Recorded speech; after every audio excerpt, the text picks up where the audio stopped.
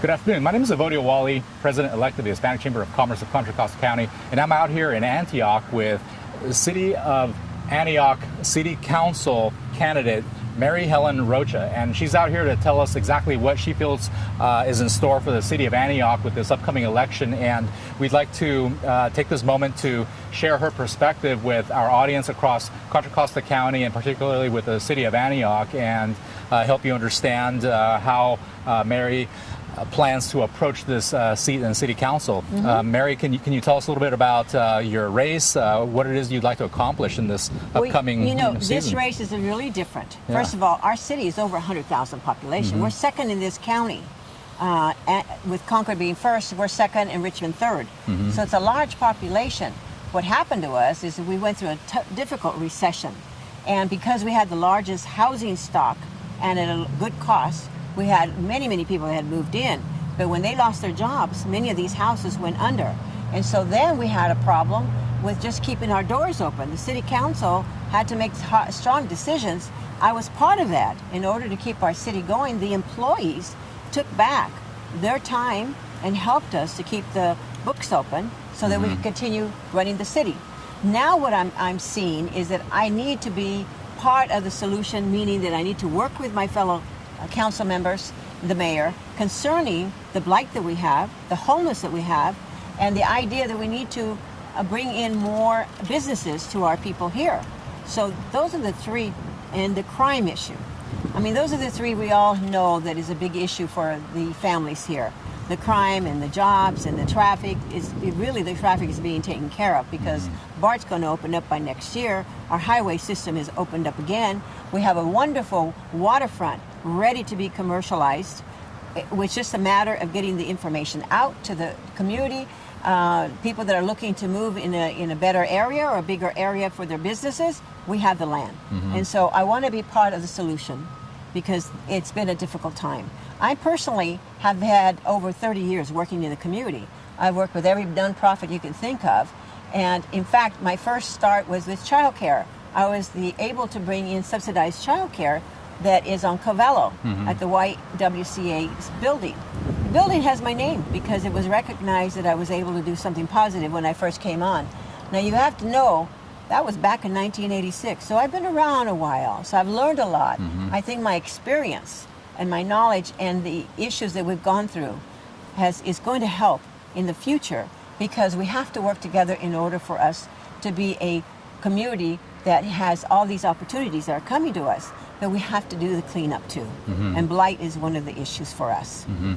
Thank you for the overview, Mary. So clearly we're at an inflection point out here in Antioch, and so you've seen kind of things bottom out, and you see that there's a lot of work to kind of, push through, to kind of make it through that dip and to really utilize the resources that we've got to move in the right direction from what I'm hearing. So you'd like to be part of that change. So can you tell us what specific business regulatory issues or other socioeconomic factors you're kind of tracking right now to help bring about this change? Right now we have two big housing tracts coming in. One is going to open Laurel Road. We have only one access road to Oakley, but to Antioch we don't. The only road that we have is Lone Tree, and it's impacted with people going out of the housing tracts onto the highway to get to work. So Laurel is going to help. The other one that's coming in is going to give us the larger pipe that we need, or whatever you want to call it, for sewer and water. That's going to enhance actually Kaiser Hospital, as well as Dozier Libby School. So there's two major things that are coming in because of housing. Many people feel that housing is an issue. It isn't. Housing actually brings you pluses. We're charging them over $400 each house or a year for police because we know that we are under the police mark. We need more police. It takes time to hire them. We don't want just young ones coming on. We want those that have been in the business, and we can balance the two of them. So that's a big issue too, and we want to make sure that that's taken care of. So that's coming on board, and then we have a larger portion of it that's in front of Kaiser that has a lot to be looked at. And those might be our larger houses, more the bigger areas that might bring in the middle management to live. And I think putting it all together, we have the housing for everyone here. And also the idea that on Wilbert is our industrial light industry that's possibly the key for the whole area for Antioch, but it's also a regional issue because really Brentwood, Oakley, and Antioch working together can attract a good company, and we have the employees here. So it's the issue of many of them working out of the area and having to work further out and living here where we can attract businesses and maybe they can relocate here because they're also being kind of frozen out of their own area in the larger cities, and so they're looking also for areas where they can come in. We had one that just came in that's working with PG&E. Is going to be providing them with the supplies that they need, and they're going over into the Wilbert area. We have another one that is the NRG, who's doing a whole solar panel on Wilbert, and those are two that might spark that whole area into becoming very productive. So I look forward to working with everyone to try to bring in the businesses that we need. At the same time, we have a very high population of youngsters, young people, and because we don't have what we used to have in the other old days, the federal grant that would take the young people and put them to work and give them a stipend of some sort, we have to figure out a way to get them involved. And when we have anything that's like building or businesses, we ask, will you take on interns? Will you take on a young person to learn the trade or to learn what the business, or can they shadow? We have to work on trying to find avenues for our young people. The first time I came in before the recession, I was able to put 50 young people to work by using some money from the Child Care Fund and the city, and 50 students went to work for that summer. But right after that is when the recession happened, and so we were never able to do it again. And it's a real need. So really, I work for families, and that's where my heart has been, and I will continue to work for families.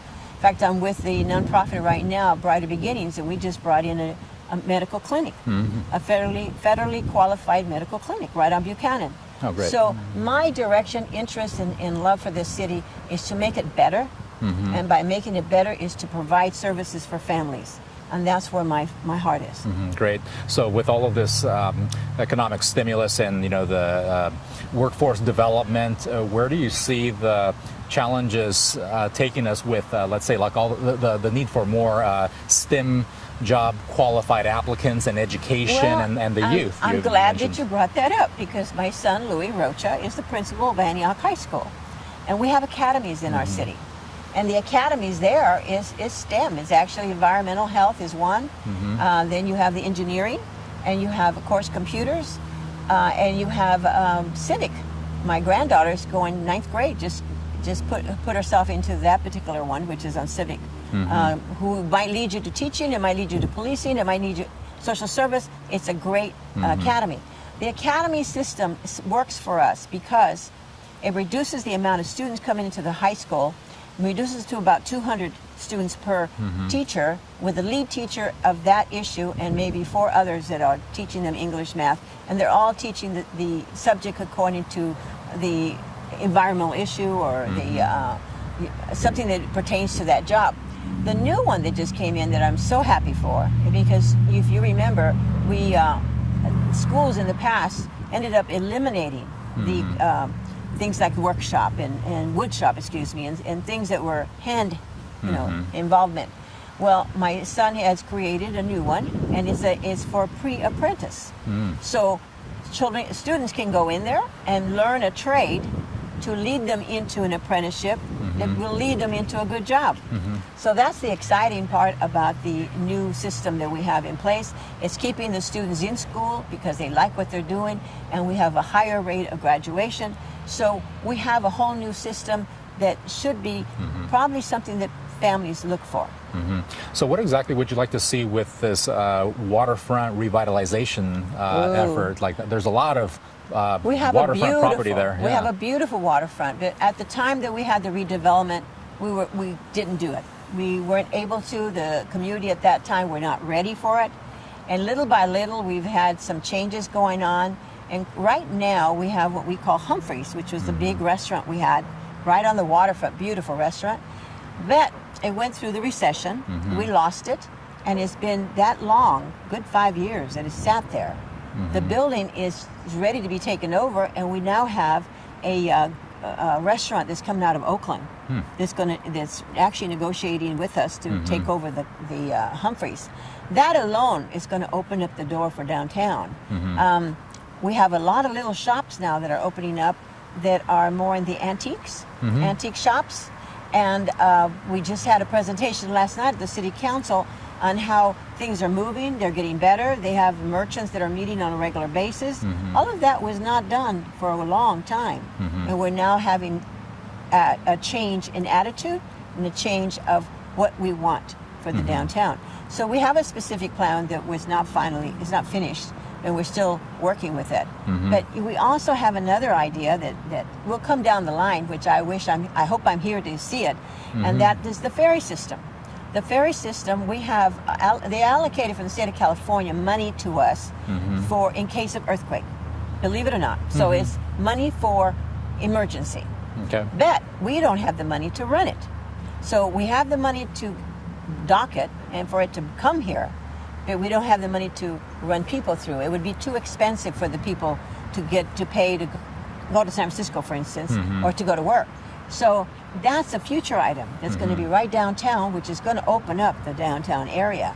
The other one, believe it or not, is the railroad, which runs right there on the waterfront, came up with another idea. They decided that they might put an extra line, pick up people here, and have them in Oakland by 9 o'clock, so they could, go to work or something.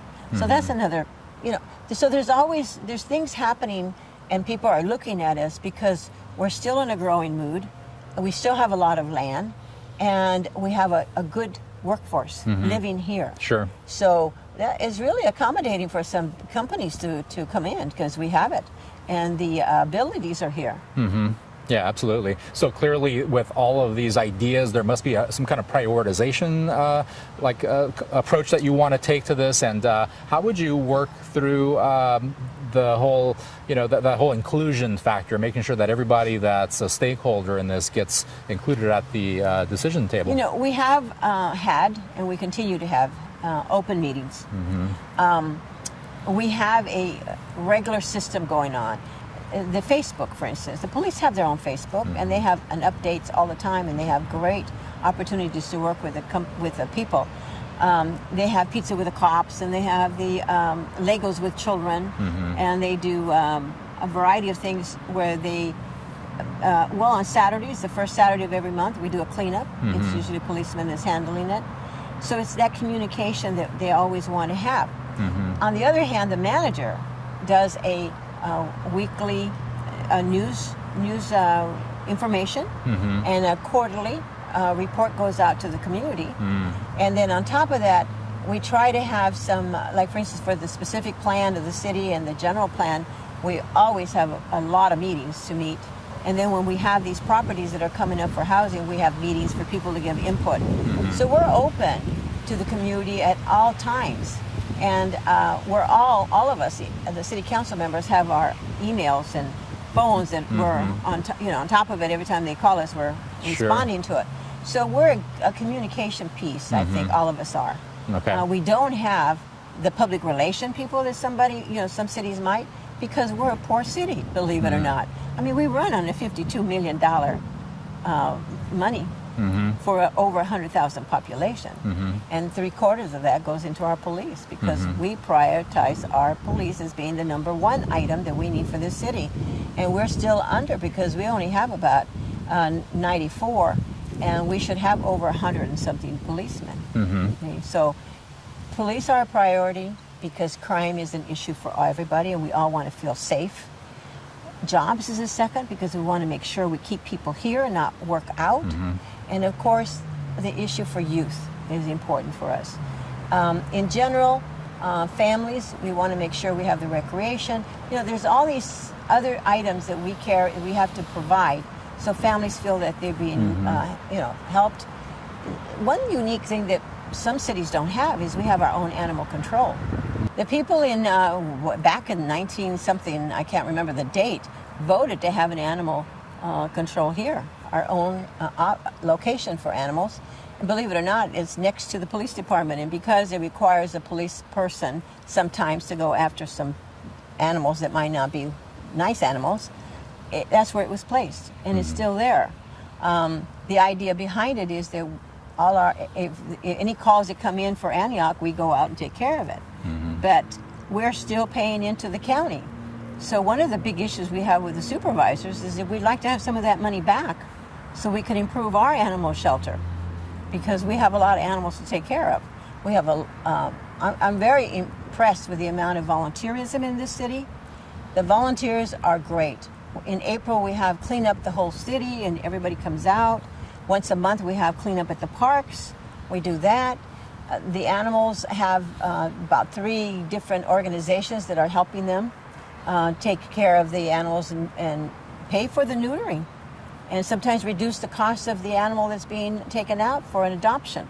So people in Antioch are very good service people, and they love their town, and that's why they're here. And so they want to make sure that this city continues to be a good city for all. So I'm happy to be serving them, and I hope to continue serving them in this next 4 years. That's great, Mary. So tell us a little bit about the business regulatory issues that you feel are kind of an impediment to that, and something that we need to change, because clearly great ideas, we would like to see all these come to fruition. And so what do we need to do to, what would you like to see done? What would you like to do to help push through some of the obstacles that might be there?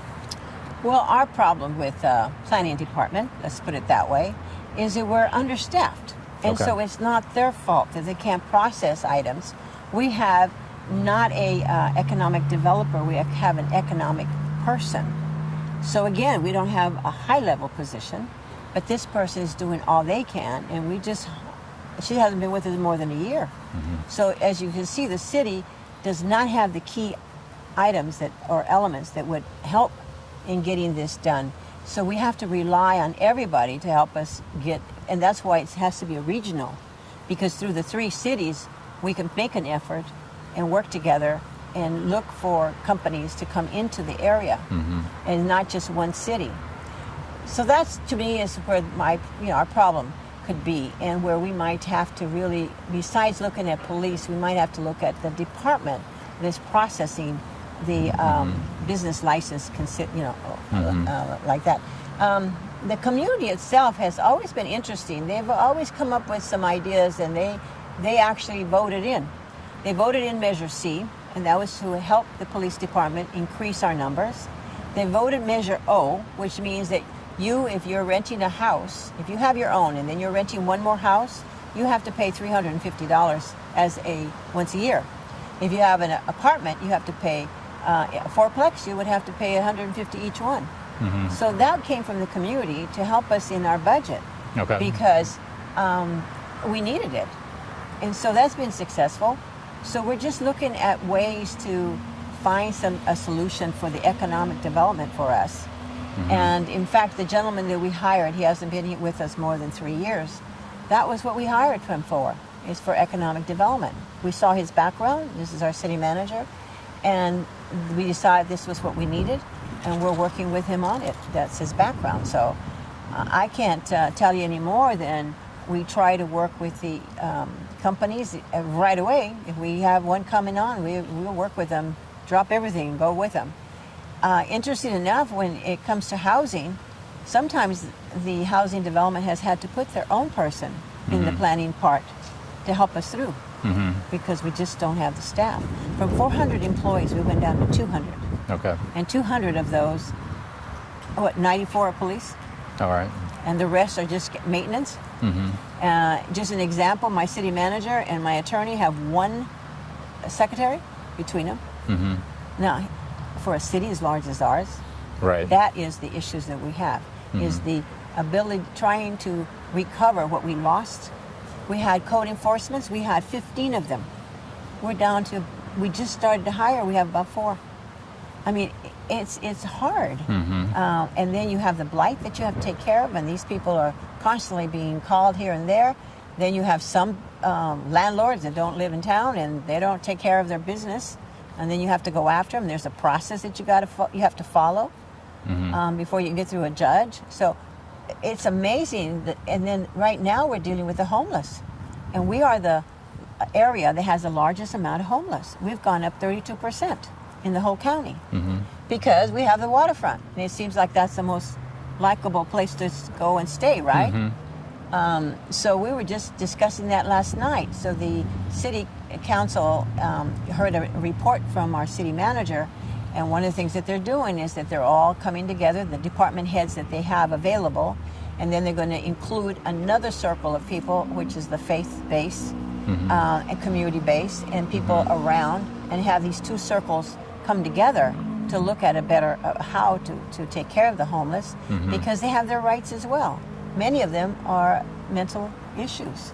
About 10% of them are veterans.